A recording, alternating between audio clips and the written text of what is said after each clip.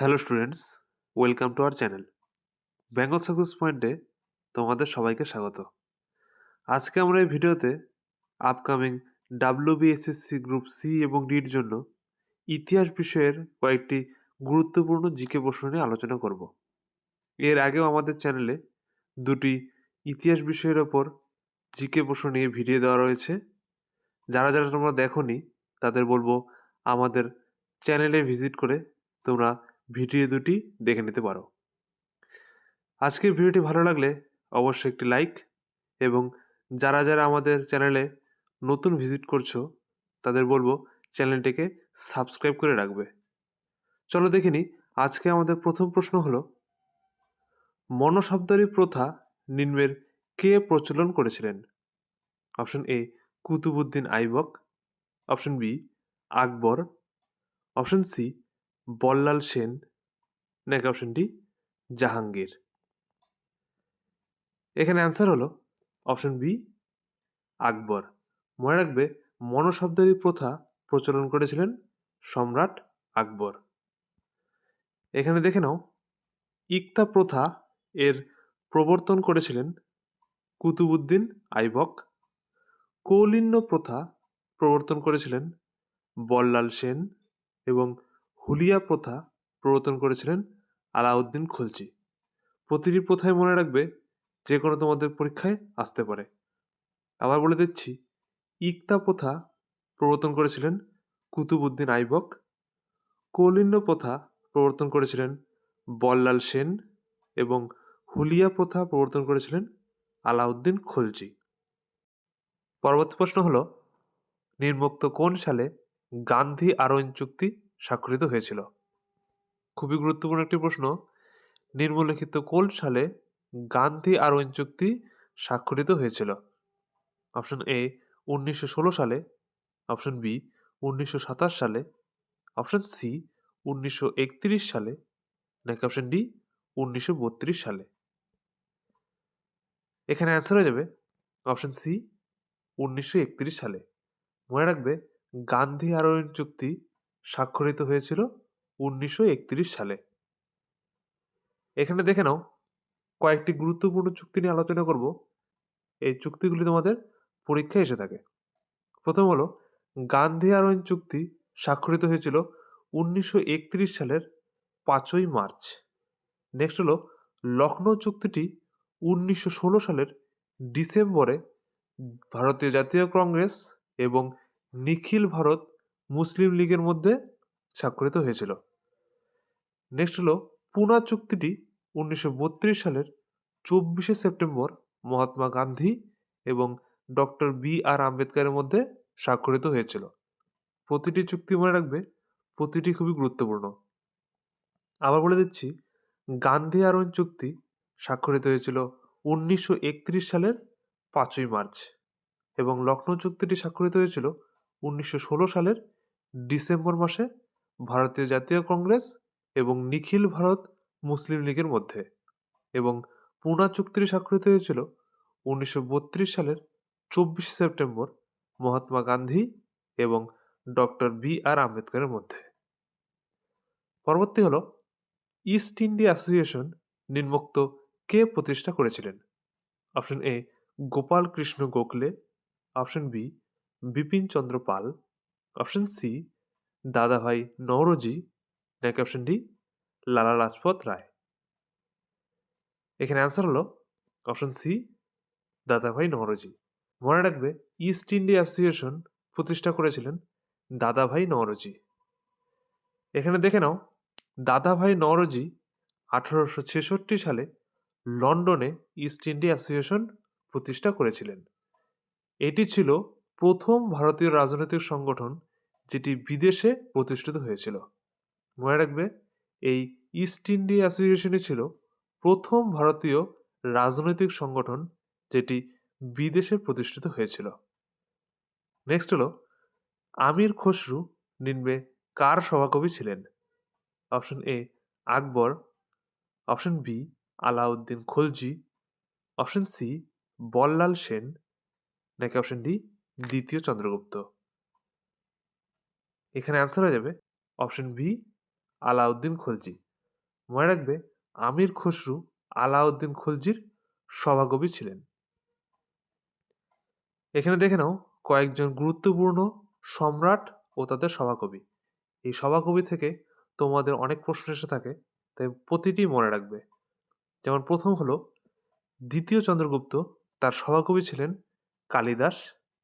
হর্ষবর্ধন, তার সভাকবি ছিলেন বাণভট্ট। সমুদ্রগুপ্ত, তার সভাকবি ছিলেন হরিসেন। আকবর, তার সভাকবি ছিলেন বীরবল এবং কনিষ্কের সভাকবি ছিলেন অশ্বঘোষ। এই প্রতিটি সভাকবি মনে রাখবে, যে কোনো একটি তোমাদের নিশ্চয়ই আসতে পারে। আবার বলে দিচ্ছি, দ্বিতীয় চন্দ্রগুপ্তের সহকবি ছিলেন কালিদাস। সম্রাট হর্ষবর্ধনের সহকবি ছিলেন বাণভট্ট। সম্রাট সমুদ্রগুপ্তের সহকবি ছিলেন হরিসেন এবং সম্রাট আকবরের সভাকবি ছিলেন বীরবল এবং সম্রাট কনিষ্কের সভাকবি ছিলেন অশ্বঘোষ।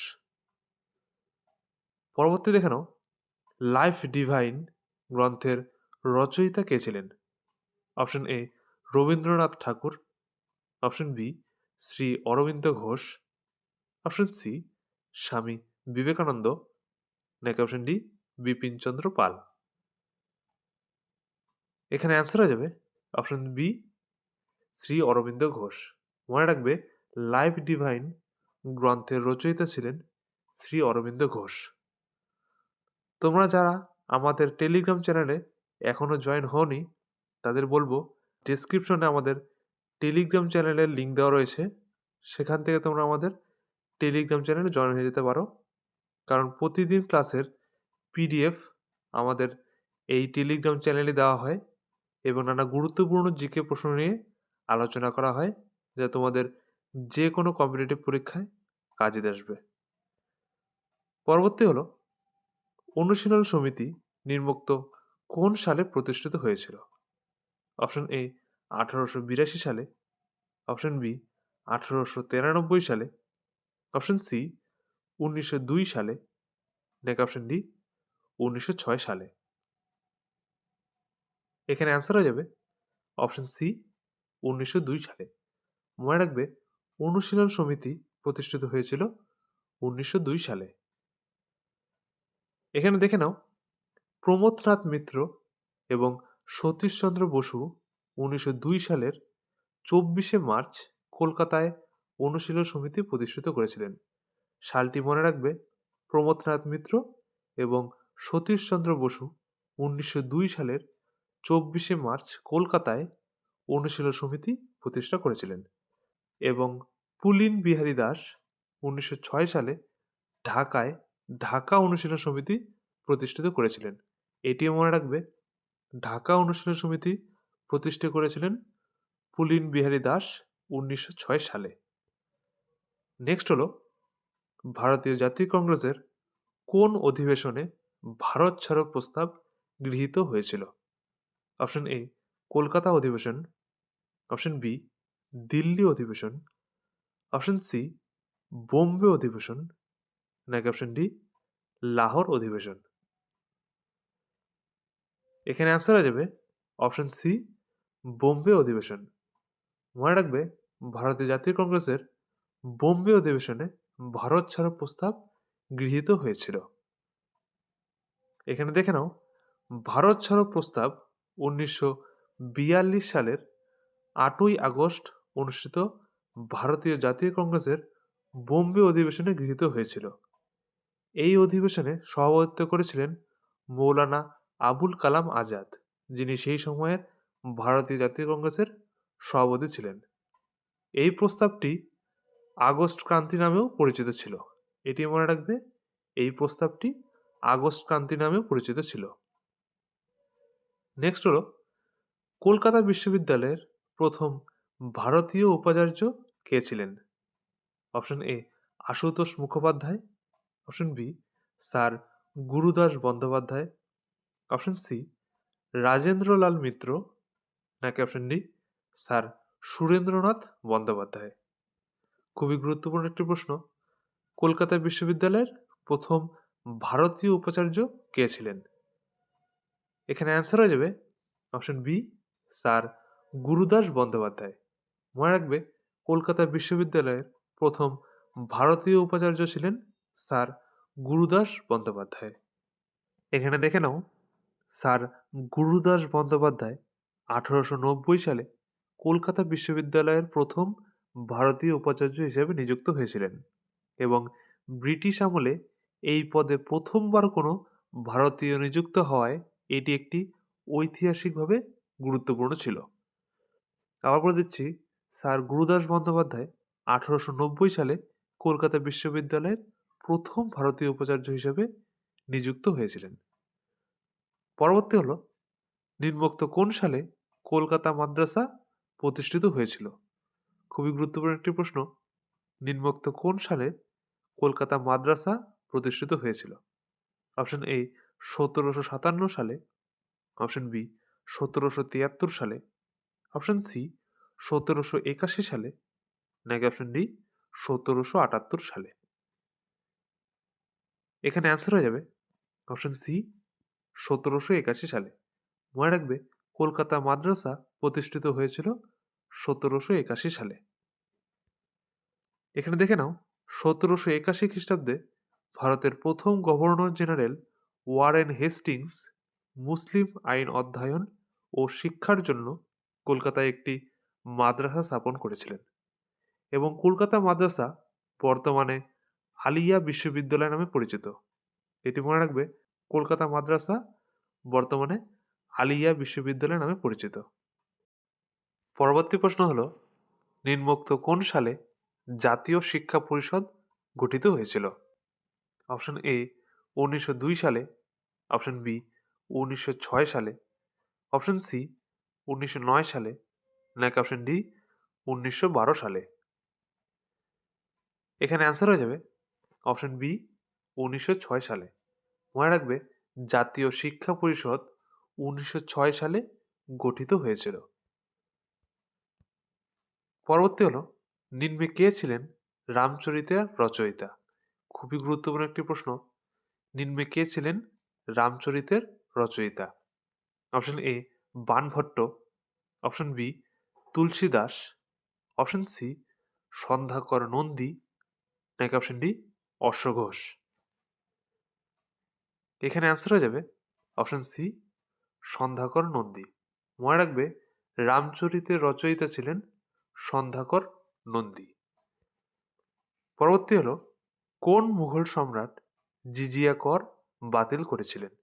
Option A Jahangir, option B Akbar, option C Humayun, নাকি অপশন ডি শাহজাহান। এখানে অ্যান্সার হয়ে যাবে অপশন বি আকবর। মনে রাখবে সম্রাট আকবর জিজিয়া কর বাতিল করেছিলেন। এখানে দেখে নাও, তৃতীয় মুঘল সম্রাট আকবর 1564 সালে জিজিয়া কর বাতিল করেছিলেন। জিজিয়া কর ছিল ইসলামিক রাজ্যে অমুসলিমদের ওপর আরোপিত একটি কর এবং জিজিয়া কর পুনরায় চালু করেছিলেন মুঘল সম্রাট ঔরঙ্গজেব।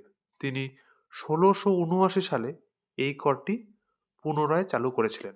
সালগুলি মনে রাখবে, তৃতীয় মুঘল সম্রাট 1564 সালে জিজিয়া কর বাতিল করেছিলেন এবং সম্রাট ঔরঙ্গজেব 1679 সালে এই করটি পুনরায় চালু করেছিলেন।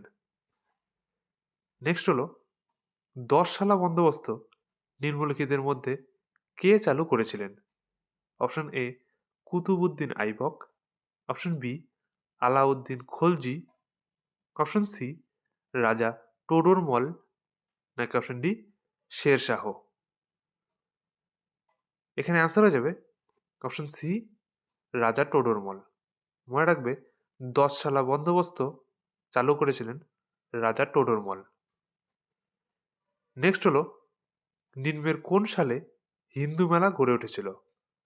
অপশন এ 1862 সালে, অপশন বি 1867 সালে, অপশন সি 1872 সালে, নাকি অপশন ডি 1876 সালে। এখানে অ্যান্সার হয়ে যাবে অপশন বি 1867 সালে। মনে রাখবে হিন্দু মেলা 1867 সালে গড়ে উঠেছিল। এখানে দেখে নাও, হিন্দু মেলা এর প্রতিষ্ঠাতা ছিলেন নবগোপাল মিত্র এবং এর সহযোগী ছিলেন রাজনারায়ণ বসু এবং মনমোহন বসু, এবং এইটি প্রতিষ্ঠিত হয়েছিল 1867 খ্রিস্টাব্দে এবং কলকাতায় প্রতিষ্ঠিত হয়েছিল। প্রাথমিকভাবে এটি চৈত্র মেলা বা জাতীয় মেলা নামে পরিচিত ছিল। মনে রাখবে, হিন্দু মেলা প্রতিষ্ঠিত করেছিলেন নবগোপাল মিত্র। নেক্সট হলো, চীনা পরিব্রাজক হিউয়েন সাং নিম্নলিখিত কোন শাসকের আমলে ভারতে এসেছিলেন? খুবই গুরুত্বপূর্ণ একটি প্রশ্ন। চীনা পরিব্রাজক হিউয়েন সাং নিম্নলিখিত কোন শাসকের আমলে ভারতে এসেছিলেন? অপশন এ দ্বিতীয় Chandragupta, option B Harshavardhana, option C Kanishka, নাকি অপশন ডি সম্রাট অশোক। এখানে অ্যান্সার হয়ে যাবে অপশন বি হর্ষবর্ধন। মনে রাখবে, চীনা পরিব্রাজক হিউয়েন সাং সম্রাট হর্ষবর্ধনের শাসনের সময় ভারতে এসেছিলেন। এখানে দেখে নাও, হিউয়েন সাং 630 থেকে 645 খ্রিস্টাব্দে ভারত সফর করেছিলেন। হর্ষবর্ধনের রাজত্বকালে তিনি ভারতে আসেন এবং হিউয়েন সাং এর বিখ্যাত গ্রন্থটি ছিল সিইউ কি। এই গ্রন্থটি মনে রাখবে, গ্রন্থটি খুবই ইম্পর্টেন্ট। পরবর্তী হলো, মেগাস্থিনিস চন্দ্রগুপ্ত মৌর্যের রাজত্বকালে ভারতে এসেছিলেন। তিনি ছিলেন প্রথম বিদেশি পর্যটক। মনে রাখবে, মেগাস্থিনিসে ছিলেন প্রথম বিদেশি পর্যটক এবং মেগাস্থিনিস ইন্ডিগা বইটি রচনা করেছিলেন। পরবর্তী হলো, ফা হিয়েন গুপ্ত সম্রাট দ্বিতীয় চন্দ্রগুপ্তের রাজত্বকালে ভারতে এসেছিলেন। তিনি 399 থেকে 414 খ্রিস্টাব্দের মধ্যে ভারত ভ্রমণ করেন এবং আব্দুল রাজ্জাক 1443 থেকে 1444 খ্রিস্টাব্দে বিজয়নগরের দ্বিতীয় দেবরায়ের শাসনকালে ভারতে এসেছিলেন। এইসব পরিব্রাজকের কথা মনে রাখবে, এগুলি তোমাদের পরীক্ষায় এসে থাকে। আবার বলছি, হিউয়েন সাং হর্ষবর্ধনের রাজত্বকালে এসেছিলেন এবং তার বিখ্যাত গ্রন্থ ছিল সিইউ কি। মেগাস্থিনিস চন্দ্রগুপ্ত মৌর্যের রাজত্বকালে ভারতে এসেছিলেন এবং তার বিখ্যাত গ্রন্থ ছিল ইন্ডিকা। এবং ফা হিয়েন গুপ্ত সম্রাট দ্বিতীয় চন্দ্রগুপ্তের রাজত্বকালে ভারতে এসেছিলেন এবং আব্দুল রাজ্জাক বিজয়নগরের দ্বিতীয় দেবরায়ের শাসনকালে ভারতে এসেছিলেন। নেক্সট হলো, স্বাধীনতা সংগ্রামীদের মধ্যে কে শের ই পাঞ্জাব নামে পরিচিত ছিলেন? খুবই গুরুত্বপূর্ণ একটি প্রশ্ন। স্বাধীনতা সংগ্রামীদের মধ্যে কে শের ই পাঞ্জাব নামে পরিচিত ছিলেন? Option A Bhagat Singh, option B Bal Gangadhar Tilak, option C Lala Lajpat রায়, নাকি অপশন ডি চন্দ্রশেখর আজাদ। এখানে অ্যান্সার হয়ে যাবে অপশন সি লালা লাজপত রায়। মনে রাখবে, স্বাধীনতা সংগ্রামীদের মধ্যে শের ই পাঞ্জাব নামে পরিচিত ছিলেন লালা লাজপত রায়। পরবর্তী হলো, গৌতম বুদ্ধ প্রথম কোথায় তার বাণী প্রচার করেছিলেন? Option A Vaishali, option B Bodhgaya, option C Sarnath, নাকি অপশন ডি লুম্বিনী। এখানে অ্যান্সার হয়ে যাবে অপশন সি সারনাথ। মনে রাখবে, গৌতম বুদ্ধ প্রথম তার বাণী প্রচার করেছিলেন সারনাথে। এখানে দেখে নাও, বৌদ্ধ ধর্মের প্রতিষ্ঠাতা ছিলেন সিদ্ধার্থ গৌতম, যিনি শাক্য বংশের এক রাজ পরিবারে 563 খ্রিস্টপূর্বাব্দে জন্মগ্রহণ করেছিলেন এবং উত্তরপ্রদেশের বারাণসী শহরে নিকটবর্তী সারনাথ গ্রামে বুদ্ধ তার বাণী প্রথমবারের মতো প্রচার করেছিলেন এবং 483 খ্রিস্টপূর্বাব্দে 80 বছর বয়সে উত্তরপ্রদেশের কুশীনগর নামক শহরে তিনি দেহত্যাগ করেছিলেন। স্থানগুলি মনে রাখবে, উত্তরপ্রদেশের বারাণসী শহরের নিকটবর্তী সারনাথ গ্রামে বুদ্ধ তার বাণী প্রথমবারের জন্য প্রচার করেছিলেন এবং 483 খ্রিস্টপূর্বাব্দে 80 বছর বয়সে উত্তরপ্রদেশের কুশীনগর নামক শহরে তিনি দেহত্যাগ করেছিলেন।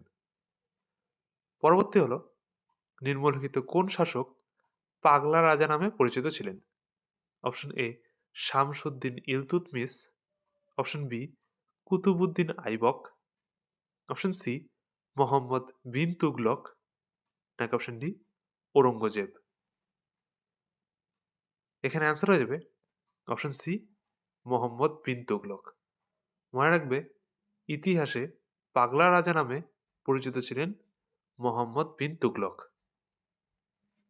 পরবর্তী হলো, নিম্নে তাহকিক ই হিন্দ গ্রন্থের রচয়িতা কে ছিলেন? Option A Abul Fazl, option B Ibn Battuta, option C Al Biruni, নাকি অপশন ডি আমির খসরু। এখানে অ্যান্সার হয়ে যাবে অপশন সি আল বিরুনি। মনে রাখবে, তাহকিক ই হিন্দ গ্রন্থের রচয়িতা ছিলেন আল বিরুনি। পরবর্তী হলো, প্রাচীন কোন সভ্যতার মানুষ প্রথম তুলার চাষ শুরু করেছিলেন? অপশন এ মিশর সভ্যতা, অপশন বি সিন্ধু সভ্যতা, অপশন সি মেসোপটেমিয়া সভ্যতা, নাকি অপশন ডি সুমেরীয় সভ্যতা। এখানে অ্যান্সার হয়ে যাবে অপশন বি সিন্ধু সভ্যতা। মনে রাখবে, প্রাচীনে সিন্ধু সভ্যতার মানুষ প্রথম তুলার চাষ শুরু করেছিল। পরবর্তী প্রশ্ন হলো, কোন গভর্নর জেনারেল বিধবা বিবাহ আইন পাশ করেছিলেন? খুবই গুরুত্বপূর্ণ একটি প্রশ্ন। কোন গভর্নর জেনারেল বিধবা বিবাহ আইন পাশ করেছিলেন?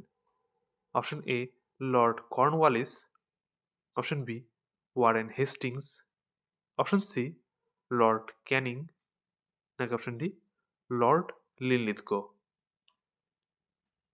এখানে অ্যান্সার হয়ে যাবে অপশন সি লর্ড ক্যানিং। মনে রাখবে, লর্ড ক্যানিংই বিধবা বিবাহ আইন পাশ করেছিলেন। এখানে দেখে নাও, বিধবা বিবাহ আইন লর্ড ক্যানিং 1856 সালে পাশ করেছিলেন। যদিও এই আইনটির খসড়া প্রস্তুত করতে প্রধান ভূমিকা পালন করেছিলেন লর্ড ডালহৌসি, এবং এই আইনটি ব্রিটিশ ভারতে প্রণীত হয়েছিল 26শে জুলাই 1856 তারিখে। মনে রাখবে, বিধবা বিবাহ আইন পাশ করেছিলেন লর্ড ক্যানিং এবং এর খসড়া প্রস্তুত করেছিলেন লর্ড ডালহৌসি, এবং এটি ব্রিটিশ ভারতে প্রণীত হয়েছিল 26শে জুলাই 1856 তারিখে। নেক্সট হলো, নিম্নের কোন শাসক পরমাঙ্ক উপাধি গ্রহণ করেছিলেন? খুবই গুরুত্বপূর্ণ একটি প্রশ্ন।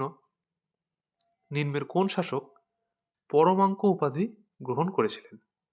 Option A Chandragupta Maurya, option B Samudragupta, option C Harshavardhana, নাকি অপশন ডি অশোক। এখানে অ্যান্সার হয়ে যাবে অপশন বি সমুদ্রগুপ্ত। মনে রাখবে, সমুদ্রগুপ্তই পরমাঙ্ক উপাধি গ্রহণ করেছিলেন। পরবর্তী হলো, নিম্নোক্ত কোন সালে ভারতের রাজধানী কলকাতা থেকে দিল্লিতে স্থানান্তরিত করা হয়? অপশন এ 1904 সালে, অপশন বি 1907 সালে, অপশন সি 1911 সালে, নাকি অপশন ডি 1921 সালে। এখানে অ্যান্সার হয়ে যাবে অপশন সি 1911 সালে। মনে রাখবে, 1911 সালেই ভারতের রাজধানী কলকাতা থেকে দিল্লিতে স্থানান্তরিত করা হয়েছিল। এখানে দেখে নাও, ভারতীয় রাজধানী কলকাতা থেকে দিল্লিতে স্থানান্তরিত করার ঘোষণা করা হয়েছিল 1911 সালের 12ই ডিসেম্বর, এবং ভারতের রাজধানী হিসেবে নয়াদিল্লি 1931 সালের 13ই ফেব্রুয়ারি উদ্বোধন করা হয়েছিল। আবার বলে দিচ্ছি, ভারতের রাজধানী কলকাতা থেকে দিল্লিতে স্থানান্তরিত করার ঘোষণা হয়েছিল 1911 সালের 12ই ডিসেম্বর, এবং ভারতের রাজধানী হিসেবে নয়াদিল্লি 1931 সালের 13ই ফেব্রুয়ারি উদ্বোধন করা হয়েছিল। নেক্সট হলো, নিম্ন ভারতের সব থেকে প্রাচীন সভ্যতা কোনটি? অপশন এ বৈদিক সভ্যতা, অপশন বি সিন্ধু সভ্যতা, অপশন সি মেহেরগড় সভ্যতা, নাকি অপশন ডি মেসোপটেমিয়া সভ্যতা? আজকের ভিডিওটি ভালো লাগলে অবশ্যই একটি লাইক এবং চ্যানেলটিকে সাবস্ক্রাইব করবে। এই প্রশ্নের অ্যান্সার হয়ে যাবে অপশন সি মেহেরগড় সভ্যতা। মনে রাখবে ভারতের সব থেকে প্রাচীন সভ্যতা হলো মেহেরগড় সভ্যতা। এখানে দেখে নাও, মেহেরগড় সভ্যতা প্রায় ৭,০০০ খ্রিস্টপূর্বাব্দে শুরু হয়েছিল। এটি একটি নব্য প্রস্তরযুগীয় গ্রামীণ সভ্যতা যা সিন্ধু সভ্যতার ভিত্তি স্থাপন করেছিল, এবং সিন্ধু সভ্যতা এটি ভারতের প্রথম নগর সভ্যতা। এই সভ্যতা প্রায় ৩৩০০ খ্রিস্টপূর্বাব্দে বিকাশ লাভ করেছিল, এবং বৈদিক সভ্যতা এটি সিন্ধু সভ্যতার পতনের পর ১৫০০ খ্রিস্টপূর্বাব্দ থেকে ৫০০ খ্রিস্টপূর্বাব্দ পর্যন্ত বিস্তার লাভ করেছিল, এবং এই যুগেই বেদ রচিত হয়েছিল।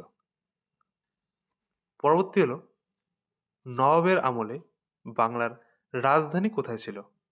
Option A Lucknow, option B Kolkata, option C Alinagar, নাকি অপশন ডি মুর্শিদাবাদ? এখানে অ্যান্সার হয়ে যাবে অপশন ডি মুর্শিদাবাদ। মনে রাখবে নবাবের আমলে বাংলার রাজধানী ছিল মুর্শিদাবাদে।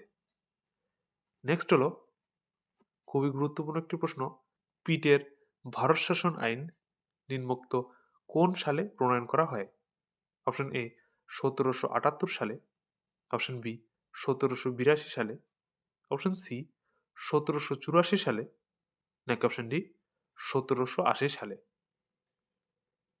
এখানে অ্যান্সার হয়ে যাবে অপশন সি ১৭৮৪ সালে। মনে রাখবে পিটের ভারত শাসন আইন ১৭৮৪ সালে প্রণয়ন করা হয়েছিল। নেক্সট হলো, নিম্নের কোন গভর্নর জেনারেল চিরস্থায়ী বন্দোবস্ত প্রবর্তন করেছিলেন? Option A Lord Dalhousie, option B Lord Cornwallis, option C Warren Hastings, নাকি অপশন ডি লর্ড লিনলিথগো?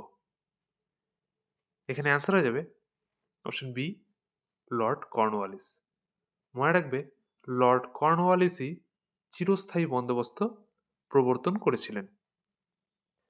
এখানে দেখে নাও, চিরস্থায়ী বন্দোবস্ত প্রবর্তন করেন গভর্নর জেনারেল কর্নওয়ালিস ১৭৯৩ সালে। এই বন্দোবস্তটি বাংলা, বিহার ও উড়িষ্যায় সর্বাধিক প্রচলিত ছিল, এবং পরবর্তীতে এটি বারাণসী এবং মাদ্রাজে প্রবর্তিত হয়। সালটি মনে রাখবে, চিরস্থায়ী বন্দোবস্ত প্রবর্তিত হয়েছিল ১৭৯৩ সালে লর্ড কর্নওয়ালিস কর্তৃক। নেক্সট হলো, কবুলিয়ত ও পাট্টা প্রথা কে প্রবর্তন করেছিলেন? Option A Akbar, option B Babur, option C Sher Shah, নাকি অপশন ডি শাহজাহান? এখানে অ্যান্সার হয়ে যাবে অপশন সি শের শাহ। মনে রাখবে কবুলিয়ত ও পাট্টা প্রথা প্রবর্তন করেছিলেন শের শাহ। নেক্সট হলো, জনগণ মন গানটি প্রথম কবে গাওয়া হয়েছিল? খুবই গুরুত্বপূর্ণ একটি প্রশ্ন, জনগণ মন গানটি প্রথম কবে গাওয়া হয়েছিল? অপশন এ ভারতীয় জাতীয় কংগ্রেসের দিল্লি অধিবেশনে, অপশন বি ভারতীয় জাতীয় কংগ্রেসের বোম্বে অধিবেশনে, অপশন সি ভারতীয় জাতীয় কংগ্রেসের লাহোর অধিবেশনে, নাকি ভারতীয় জাতীয় কংগ্রেসের কলকাতা অধিবেশনে? এখানে অ্যান্সার হয়ে যাবে অপশন ডি ভারতীয় জাতীয় কংগ্রেসের কলকাতা অধিবেশনে। মনে রাখবে জনগণ মন গানটি প্রথম ভারতীয় জাতীয় কংগ্রেসের কলকাতা অধিবেশনে গাওয়া হয়েছিল। এখানে দেখে নাও, জনগণ মন গানটি প্রথম গাওয়া হয়েছিল ১৯১১ সালের ২৭শে ডিসেম্বর কলকাতায় অনুষ্ঠিত ভারতীয় জাতীয় কংগ্রেসের ২৬তম বার্ষিক অধিবেশনে। মনে রাখবে যে জনগণ মন গানটি গাওয়া হয়েছিল ১৯১১ সালের ২৭শে ডিসেম্বর ভারতীয় জাতীয় কংগ্রেসের কলকাতা অধিবেশনে, এবং বন্দে মাতরম গানটি প্রথম ১৮৯৬ সালে জাতীয় কংগ্রেসের কলকাতা অধিবেশনে রবীন্দ্রনাথ ঠাকুর গিয়েছিলেন। দুটি মনে রাখবে, দুটোই কলকাতা অধিবেশনে গাওয়া হয়েছিল, জনগণমনও গানটি গাওয়া হয়েছিল 1911 সালের 27শে ডিসেম্বর এবং বন্দে মাতরম গানটি গাওয়া হয়েছিল 1896 সালে। নেক্সট হলো দুর্গেশ নন্দিনী উপন্যাসটির রচয়িতা কে ছিলেন? Option A Saratchandra Chattopadhyay, option B Rabindranath Tagore, option C Bankimchandra Chattopadhyay, নাকি অপশন ডি রাজশেখর বসু। এখানে অ্যান্সার হয়ে যাবে অপশন সি বঙ্কিমচন্দ্র চট্টোপাধ্যায়। মনে রাখবে দুর্গেশ নন্দিনী উপন্যাসটির রচয়িতা ছিলেন বঙ্কিমচন্দ্র চট্টোপাধ্যায়। নেক্সট হলো নিম্নোক্ত কোন সালে পুনা চুক্তি স্বাক্ষরিত হয়েছিল? অপশন এ 1916 সালে, অপশন বি 1924 সালে, অপশন সি 1927 সালে, নাকি অপশন ডি 1932 সালে। এখানে অ্যান্সার হয়ে যাবে অপশন ডি 1932 সালে। মনে রাখবে পুনা চুক্তি স্বাক্ষরিত হয়েছিল 1932 সালে। এখানে দেখে নাও কয়েকটি গুরুত্বপূর্ণ চুক্তি। প্রথম দিকে তোমাদের বলা হয়েছে ভিডিওর পুনা চুক্তি 24শে সেপ্টেম্বর 1932 সালে মহাত্মা গান্ধী এবং ডক্টর বি আর আম্বেদকরের মধ্যে স্বাক্ষরিত হয়েছিল। লখনৌ চুক্তি 1916 সালের ডিসেম্বরে ভারতীয় জাতীয় কংগ্রেস এবং নিখিল ভারত মুসলিম লীগের মধ্যে স্বাক্ষরিত হয়েছিল। এবং গান্ধী আরোইন চুক্তি 1931 সালের 5ই মার্চ স্বাক্ষরিত হয়েছিল, যা মহাত্মা গান্ধী এবং ভারতের তৎকালীন ভাইসরয় লর্ড আরওয়েনের মধ্যে স্বাক্ষরিত হয়েছিল। নেক্সট হলো দুর্গাপুর স্টিল প্ল্যান্ট নিম্নের কোন সালে তৈরি হয়েছিল?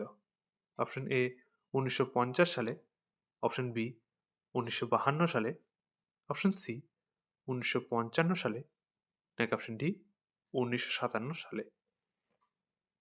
এখানে অ্যান্সার হয়ে যাবে অপশন সি 1955 সালে। মনে রাখবে দুর্গাপুর স্টিল প্ল্যান্ট 1955 সালে তৈরি হয়েছিল। নেক্সট হলো সোমপ্রকাশ পত্রিকার সম্পাদক কে ছিলেন? Option A Ishwarchandra Vidyasagar, option B Raja Rammohan Roy, option C Dwarkanath Vidyabhushan, নাকি অপশন ডি অক্ষয় কুমার দত্ত। এখানে অ্যান্সার হয়ে যাবে অপশন সি দ্বারকানাথ বিদ্যাভূষণ। মনে রাখবে সোমপ্রকাশ পত্রিকার সম্পাদক ছিলেন দ্বারকানাথ বিদ্যাভূষণ। নেক্সট হলো জুনাগড় শিলালিপি থেকে নিম্নের কার সম্পর্কে জানা যায়? খুবই গুরুত্বপূর্ণ একটি প্রশ্ন। জুনাগড় শিলালিপি থেকে নিম্নের কার সম্পর্কে জানা যায়? অপশন এ সম্রাট চন্দ্রগুপ্ত মৌর্য, অপশন বি সম্রাট অশোক, অপশন সি শক শাসক রুদ্রদামন, নাকি অপশন ডি সম্রাট দেবপাল। এখানে অ্যান্সার হয়ে যাবে অপশন সি শক শাসক রুদ্রদামন। মনে রাখবে জুনাগড় শিলালিপি থেকে শক শাসক রুদ্রদামনের কথা জানা যায়। আজকে আমাদের শেষ প্রশ্ন, ইলবাড়ি শাসন নীতি নিম্নের কে প্রবর্তন করেছিলেন? খুবই গুরুত্বপূর্ণ একটি প্রশ্ন। ইলবাড়ি শাসন নীতি নিম্নের কে প্রবর্তন করেছিলেন? Option A Qutbuddin Aibak, option B Shamsuddin Iltutmish, option C Muhammad bin Tughlaq, নাকি অপশন ডি আলাউদ্দিন খিলজি। এখানে অ্যান্সার হয়ে যাবে অপশন এ কুতুবউদ্দিন আইবক। মনে রাখবে ইলবাড়ি শাসন নীতি প্রবর্তন করেছিলেন কুতুবউদ্দিন আইবক। আজকে আমাদের ভিডিওটি ভালো লাগলে অবশ্যই একটি লাইক এবং চ্যানেলটিকে সাবস্ক্রাইব করবে। এবং আজকে আমাদের ক্লাসের পিডিএফটি পেতে চাইলে আমাদের ডেসক্রিপশনে দিয়ে থাকা টেলিগ্রাম চ্যানেলে জয়েন হয়ে যাবে। সেখানে আমাদের প্রতিদিন ক্লাসের পিডিএফটি দেওয়া হয়ে থাকে।